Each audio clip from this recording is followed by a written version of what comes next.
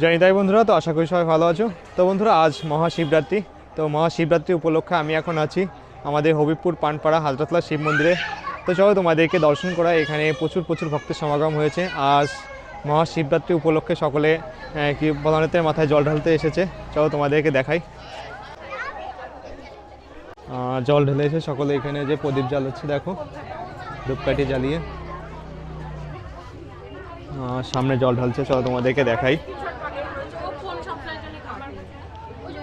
তো সকলে line by line দেখো ঠাকুরের মাথায় কি ভোলানাথের মাথায় জল ঢালছে। দেখি ভিতরে যাই একটু।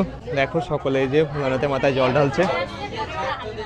দেখি সামনে থেকে তোমাদেরকে দেখানো যায় কিনা। দেখি প্রচুর প্রচুর মায়েরা দিদিরা এসেছে ভোলানাথের মাথায় জল ঢালতে। দেখো দেখি দেখি একটু জানি তাই। হ্যাঁ জানি তাই। তো সকালে দেখো এই যে ভোলানাথের মাথায় সকালে জল ঢালছে। তো মায়েরা দিদিরা সকলে যে আমাদের হবিবপুর পানপাড়া হাজরাতলা শিব মন্দিরে জল ঢালছে।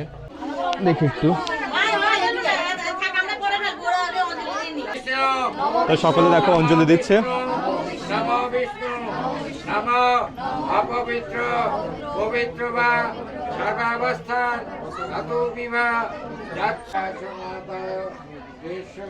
তো সকলে খুব কাছে থেকে ভোলানাথকে দর্শন করো, শিবলিঙ্গ দর্শন করো। আজ মহাশিবরাত্রি, চতুর্দশীতে ভোলানাথের পূজা হচ্ছে। সকলে দর্শন করো। তো সকলে দর্শন করছো হাজরাতলা শিব মন্দির, হবিবপুর পানপাড়া হাজরাতলা শিব মন্দির। তো মায়েরা দিদিরা সকলে যে অঞ্জলি দিতে এসেছে, ভোলানাথের মাথায় জল ঢালতে এসেছে। দেখো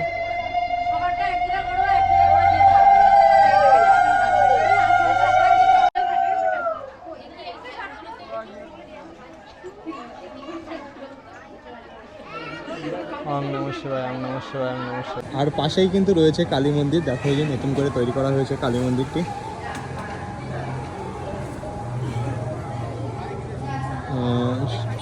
শিব মন্দিরের পাশেই রয়েছে কালী মন্দির। আর এই পাশে কিন্তু খিচুড়ি প্রসাদ বিতরণ চলছে।